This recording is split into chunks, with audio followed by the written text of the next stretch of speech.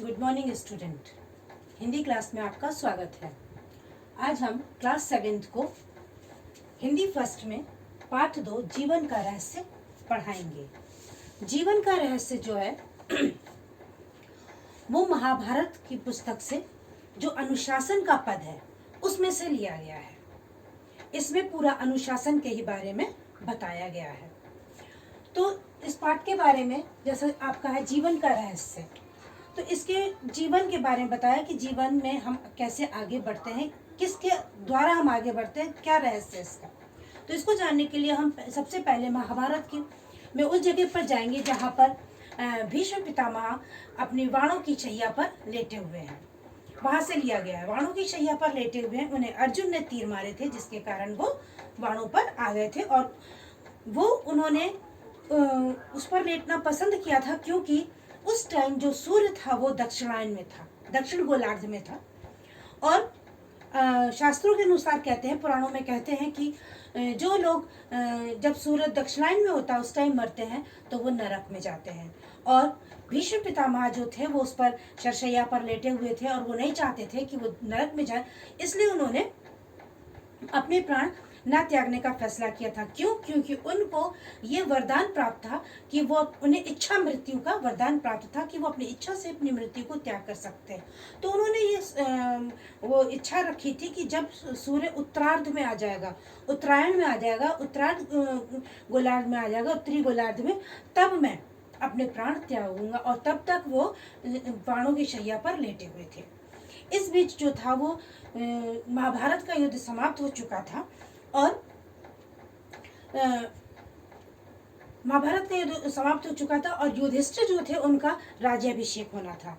तो सब उनको समझा रहे थे, उनके भाई जितने भी थे, भीम, नकुल, सहदेव, द्रौपदी, जितने भी सब इनके अपने थे, वो उसको समझा रहे थे कि आप राज्याभिषेक करा लो अपना और गद्दी पर बैठ जाओ। लेकिन वो तैयार नहीं थे क्योंकि उनका मन बहुत ज़्यादा व्याकुल था।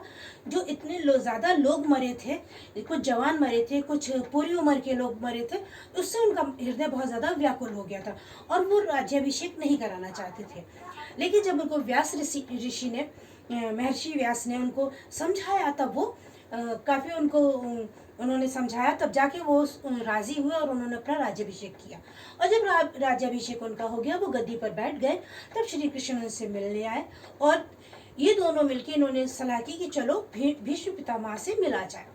भीष्म पितामह से जब इनका मिलने का कारण ये था क्योंकि इनके हृदय में काफ़ी प्रश्न थे जो उनको व्याकुल कर रहे थे। वो उनके दिमाग में काफ़ी प्रश्न ये थे कि अलग अलग मनुष्य हैं, कोई अपने जीवन में पूरी जीवन जीता है और किसी को बहुत ही कम समय में मृत्यु आ जाती है। कहने का मतलब कोई बूढ़ा होकर मरता है और कोई बहुत ही जवानी में मर जाता है। कोई बहुत ही ज़्यादा धन संपत्ति इकट्ठे करता है और कोई बिल्कुल दरिद्रता में चला जाता है। किसी को बहुत कीर्ति मिलती है और कोई बिल्कुल गुमनामी के रास्ते पे चला जाता है। ऐसा क्यों होता है? तो उन्होंने ये सोचा कि हम जाके उनसे ये क्वेश्चन करेंगे। हम लोग वहाँ पे गए और उनके पास गए, उनसे उनको सलाम किया, प्रणाम किया और उसके अनुसार फिर उसके बाद उनसे बातचीत करी। उनसे कहा हम आपसे कुछ प्रश्न पूछना चाहते हैं जिससे हमारे हृदय उद्विग्न है। तो उन्होंने कहा बिल्कुल वत्स, तुम हमसे पूछ सकते हो। तो उन्होंने सबसे पहला क्वेश्चन यही किया था कि आखिर ब्रह्मा के अनुसार जब इंसान की जो आयु है वो 100 वर्ष की है, लेकिन कुछ व्यक्ति पूरी आयु यानी कि 100 वर्ष जीते के चले जाते हैं, कुछ युवावस्था में ही चले जाते हैं और कुछ वही सेम चीज़, कुछ को धन प्राप्त होता है, कुछ निर्धनता में चले जाते हैं, कुछ कोई वो कीर्ति प्राप्त होती है, कुछ गुमनामी में ही चले जाते हैं। ऐसा क्यों होता है? हर व्यक्ति के साथ अलग अलग क्यों होता है? तब वो कहते हैं कि सदाचार से ही धर्म होता है, सदाचार ही धर्म है और धर्म से ही इंसान को धन मिलता है। जब वो सदाचारी होता है तभी उसको धन मिलता है और उसी के द्वारा यानी सदाचार के ही द्वारा उसके जीवन में जो सदाचार होता है उसके द्वारा ही उसे इस लोक में और परलोक में कीर्ति प्राप्त होती है, यश प्राप्त होता है। और जो लोग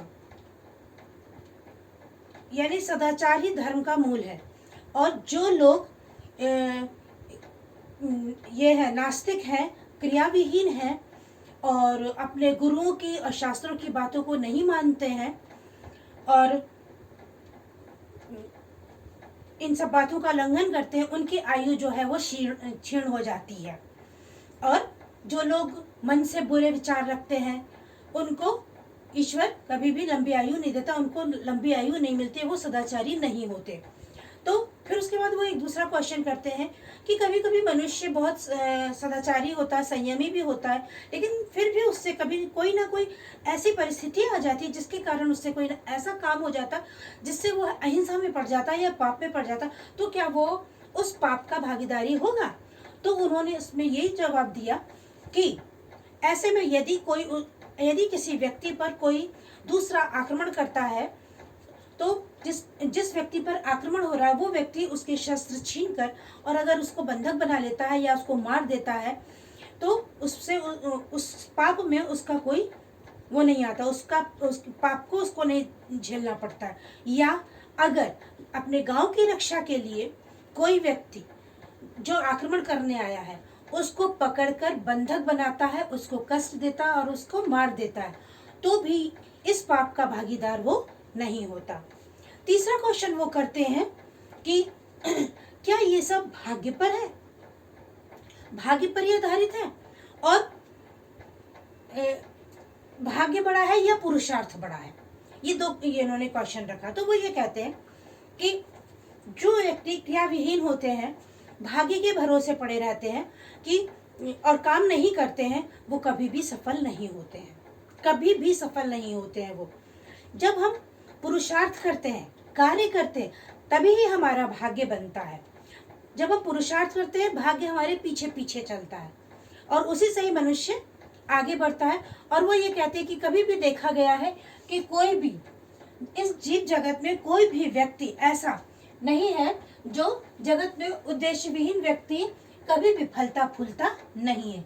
यहाँ मैंने आपके लिए कोटेशन उसी में से लिखा हुआ है कि जीव जगत में कोई भी जो जिसके पास उद्योग नहीं है, ऐसा व्यक्ति कभी भी नहीं फलता फूलता है।